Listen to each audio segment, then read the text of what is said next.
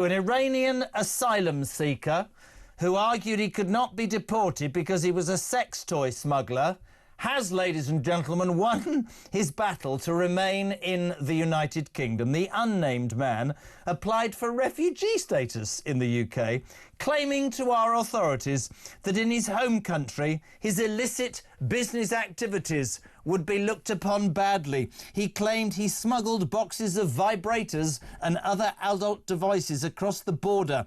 Under Islamic law, of course, sex toys are illegal and there's a ban on bringing them into Iran. The Iranian man's elaborate argument was dismissed by a lower-tier immigration tribunal, which said he gave inconsistent and implausible evidence to support it. But he won his legal battle despite all of that. This man gets to stay in our country because his illicit... I mean, it doesn't matter that he smuggles sex toys, but he's staying here because if he goes back to Iran, they'll find that a bit beneath them. But he can stay here. I thought the chicken nugget story was the low point some weeks ago. I can't go back to my country because my son doesn't like the chicken nuggets in Iran. We are now absolutely at the lowest point we've ever been in the United Kingdom.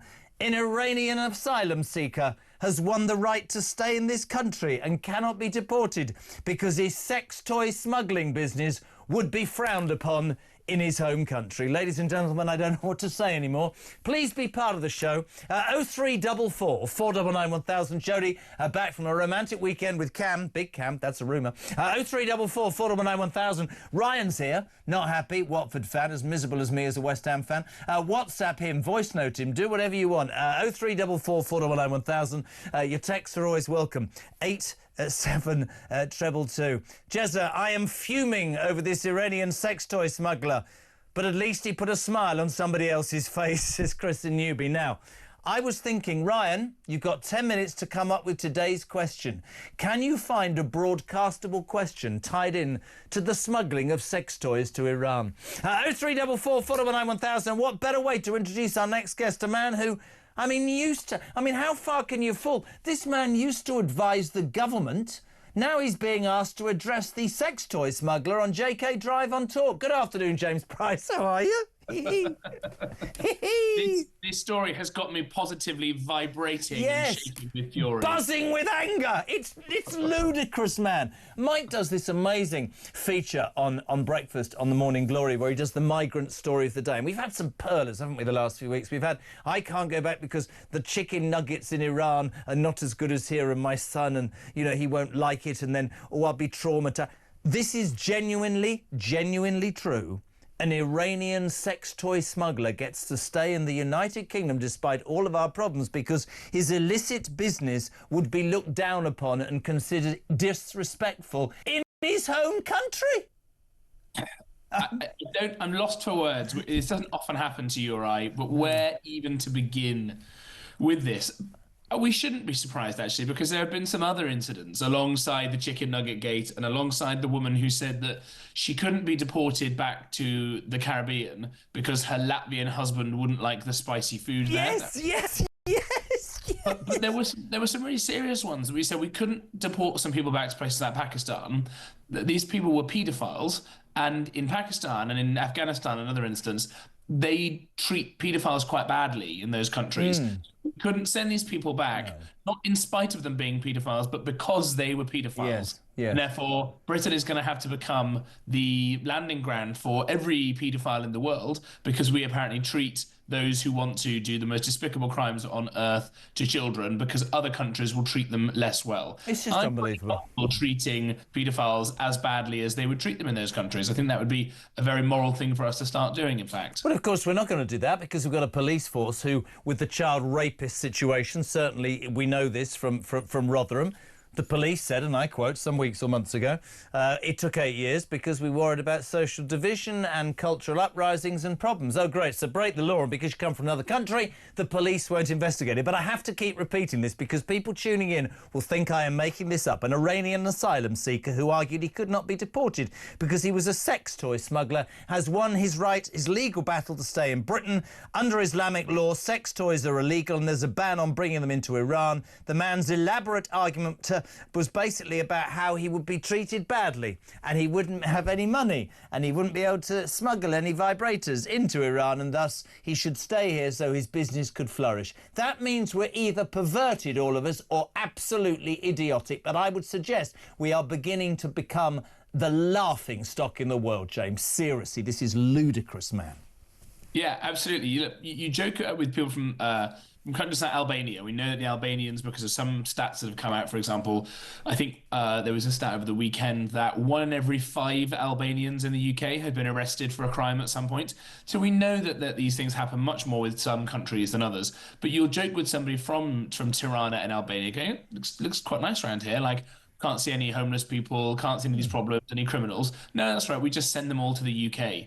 So you get 4 countries sending their worst, to quote someone once, they're not sending their best.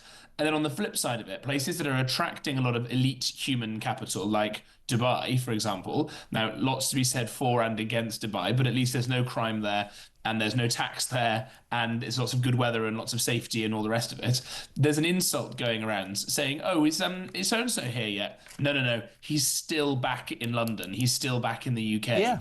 As if that, why would you ever bother staying in this country? Because it's only for the dildo salesman and all the chicken nugget eaters and all the rest of it. And also on the other side of that, and I read this morning. I love the way you did that. I read this morning. I don't know whether you know this, but I lived in Windsor with Vic for years, and right next to Windsor is Datchet. Which is just a sweet little town, a very small town on the side of Windsor by the Thames. Now, there's a massive article today about despairing homeowners of quite expensive houses in the leafy village of Datchet in the shadow of Windsor Castle. There's one hotel, it's called the Manor House Hotel. There's about 300 to 400 asylum seekers. And genuinely these people who have nothing other than, they're just being honest, are saying, these men, there's no women or children, by the way, before you start that bleeding argument, not you, are walking the streets, they're committing crime, they're urinating, they're smoking, they're taking drugs, the police do absolutely nothing. And some people, when I say this, will go, oh, whatever. These people now can't sell their homes despite the fact they want to get the hell out of the area because nobody wants to move in. That is a direct response, my friend, of how it is impacting these ridiculous laws on the British people. I mean, if you'd worked all your life and bought your house, you don't want that. And it's everywhere. And it needs to be recognised and admitted to, doesn't it?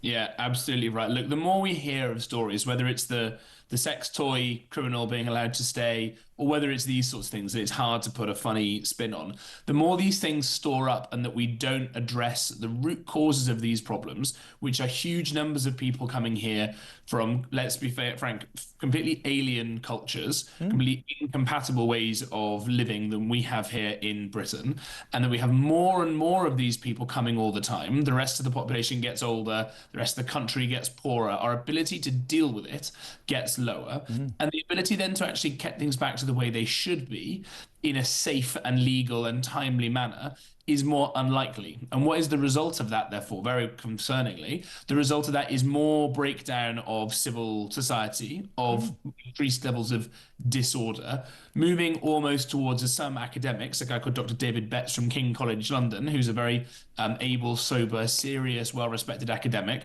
says that the UK is now on course for a civil war. And when you start hearing stories like this, it's not that surprising. And to really scare people a bit more on such a beautiful sunny day, just think about the size of the British Army. About 75,000 people. That's it now. That's what Putin hires or manages to rope into his evil war in about 2.5 months. Look at the number of police officers we've got. Look at the number of special forces who are now being attacked decades later by lefty lawyers for the kind of excellent work they did in keeping us safe. And even the armed police officers who, when they shoot someone who is obviously a wrong 'un, they're told that they're about to be threatened and attacked. So Britain is weaker than it's been at any point for a very, very long time in terms of the people we've got who can actually deal with widespread civil disorder and disobedience, at the same time that we're importing huge numbers and more people in.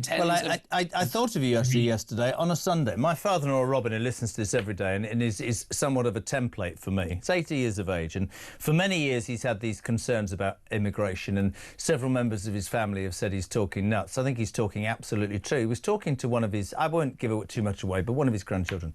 And this person, who's intelligent and successful, was saying, you don't understand, Grandad. These people are coming from war-torn areas, to which Grandad quite rightly said, well, if that was the case, why don't they bring their wives and children? And why would you not when you get to the first area, land, country that isn't at war? Why don't you stop there? Yes, but you don't understand. No, I do understand. We're too soft in this country, and you're right. And we can sit here every day and say, for me, the absolute deterrent for the United Kingdom in future for immigration is to stop being such a soft touch. And it riles the hell out of me, whether it's chicken nuggets or sex toys or whatever the hell it is, that these lawyers are being paid money by British taxpayers, by us, to make excuses for these people. Now, going back to the whole adage about, you know, Britain was always the one that cared. We cannot even afford to look after our own. Don't go anywhere. We have a voice note by 4:15. Obviously, Anna in Surrey wants to talk about the Iranian sex toy smuggler. Go. Jess, is there any mention there of how he got them in and out? And what about the poor people of Iran? What about their sex lives? I mean, what will they do without him? I really think in the interests of the poor Iranian people and their dull sex lives, he ought to be sent back, you know, maybe with a few items to help them along. Brilliant. I love Anna in Surrey. I mean, that's exactly... I mean, we laugh about it, right? We laugh about it. But then you think about the people of Datchet and other people across this country who are struggling, public services, you know, straining. And you go, I don't know what else needs to be told to the government or the authorities. This ideology, James, that, you know, to me, it's really simple. Create 1,000 people in a building that can work these things out, make some strong, hard rules, make it much harder to come, make it much less attractive to be here, and you'll see a change. Was it you that gave me the figure of Trump? Love him or loathe him, many loathe him. In the first 3 months, I think, of being in power, the same 3 months last year, nearly 400,000 illegal migrants flooded into the United States. Under his watch in the last 12 weeks, 8,000. Work out the math, as they say in America. That's somebody doing what he said he was going to do. That's it. Yeah, absolutely right. I mean, one, in the Trump example, he's been elected to do exactly that. He understands how bad these things have got. His supporters understand how bad these things have got. And the Biden administration, it seems basically at this point, it's impossible to conclude otherwise, that they were importing future voters. Yep. And I think that perhaps that's what the current government think they're doing as well. The difficulty there, of course, is that actually, as we saw from the last general election, that these sorts of people, they tend to be from Muslim majority countries. They tend to have views that are completely inimical, completely alien to living in Britain. They realise they don't actually even need the Labour Party as a vehicle for these things anymore. A couple of Gaza supporting independence get elected last year. They speak about the Gaza more than they speak about anything else. One of them wants to have blasphemy laws to stop you criticising the Quran. One of them has spoken up in favour of cousin marriage, all these sorts of horrendous things. They seem more interested in campaigning for an airport to be built in Mirpur in Pakistan than sorting out the bins in their own city in Birmingham. All these sorts of problems. We're going to have more of this kind of sectarian politics going on if we keep importing more of these people. We need to get serious about the kind of laws that we need to change in order to enforce the ability we have to actually tighten up our borders. It's actually not that complicated, right? No. We've still got a great big navy. We've still got a lot of money that we could use to spend to send these people back. I don't mean to jump in, I want to move on, but I think it's about will, and I don't give a toss what anybody tells me. I don't think there is the political will, and that surprises me, but we should not fear. 4:18, James Price, let us rejoice, because our Prime Minister, the great Sir Keir Starmer, I mean, this again just sums up what a complete and utter wet weekend this man is, has announced today, right, ready? We have to be careful because the local elections are happening. I am going to unveil a crackdown on immigration after this week's local elections. Sorry? After this week's local elections. Again, sound bites. You know, smash the gangs, cut down, no meat on the bone, no plan, no idea, just sound bites to stupidly believe that the people will be placated. Well, interestingly, in the general election, he did lie. He lied to the waspy women. He lied to the farmers, he lied to the pensioners, he lied to the veterans, he looked them in the eyes and lied, and they voted him in. Be very interesting to see what happens. But the week before, I'm going to come up with a plan. No, you're not. You're trying to curry favour, and it won't work, I don't think. Not in my mind.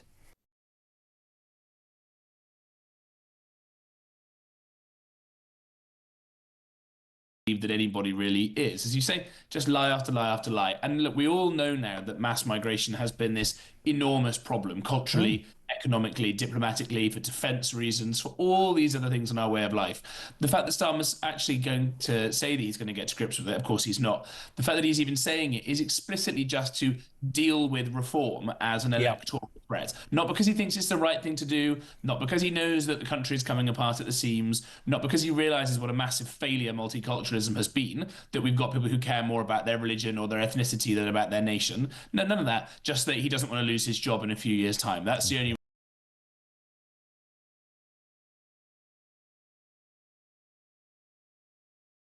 Two other things very quickly. There's a report today saying that millions of public sector workers, including teachers and nurses, should indeed be given a pay rise as much as 4%. This is what I love. Rachel Thieves, or Richard III as Mike and I call her, right? She's already up a creek without a paddle. The IMF last week saying you've got no room for manoeuvre, mate. You've got it completely wrong. You've either got to raise taxes or screw public services even more. This is the reality, 'tis it not, James, of promising all their union paymasters, we'll get in, we'll do this, we'll do that. The reality is the coffers are bare, and the only way that any Labour government ever pays all the unions off before they bankrupt the country in the past was by printing money, and in this case it will be the only answer they've ever got. Will tax the rich even more. And anybody with a business or anybody with a savings plan or anybody with anything that's made anything that will benefit the country will bugger off, because the truth is this Labour Party are like every other single Labour government in the last 100 years. They know nothing more in their minds than taxing the successful. It doesn't work. And there will be strikes, and I tell my kids there'll be blackouts and there'll be shortages, and they look at me like it's the 1600s. But it will happen because it happens every time Labour is in power, right? Yeah, absolutely right. And very quickly on this, people might remember how bad the 1970s were with those roving power cuts and the bodies going unburied and the rubbish piling up in the streets. We're already seeing two of those three already. All the strikes and all the rest of it. That was at a time before mobile phones, before you could easily send money abroad. Right? People who are now wealthy can get all of that money out to the UK through clever means. They go to the UAE, they go to America, and they won't spend the money here. Couldn't agree more. Final one before you go. We love having you on. This is brilliant. There's lots of things that we should bash of an afternoon. No, I didn't say that. No, I said bash.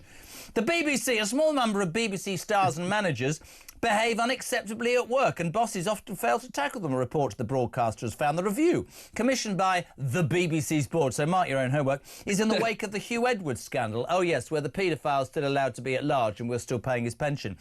There's not a widespread toxic culture, but there is a minority of people whose bad behaviour is not addressed, says Samir Shah, the new chairman of the BBC. They need to look a little bit more inwardly than that, don't they? Yeah, I think that's right. Again, why are people watching the BBC anymore? Do you watch the 6 o'clock news? Do you watch the 10 o'clock news anymore? I don't think anybody really does, and nobody really takes it seriously. Whether it's Doctor Who and having storylines that say that the trans people in it are more special and important than normal people, and that's how they can save the universe, which is a real plotline of the new Doctor Who, or it's the biased broadcasting they've got in other areas. Let's just scrap the whole thing and start again is probably an easy way. Or at least strip back all the funding that it's got and only do the most highbrow opera didactic stuff like that. Completely. And you cannot tell me in 2025 that the BBC, we have it every single week on the show, and I will continue to say it, they need to justify their existence, JP. We are forced to pay that ridiculous fee for quality that is not what it ever was. There's certain things that are still good on the BBC, but it has an agenda. It is left-wing. It's not. It does everything that it says and a lot less, in my humble opinion. And I think people look elsewhere. Loving the sort of the check shirt, the country look this afternoon. How long have you been married now? Because my bank manager got married on Saturday, bless him. It'll be a month tomorrow, but I used the gilet to hide all these devices from an Iranian friend of mine who's asked me to hold on to them for him for a while. I wonder what the buzzing was. Thank you very much indeed, James Price, as ever brilliant, former government special advisor.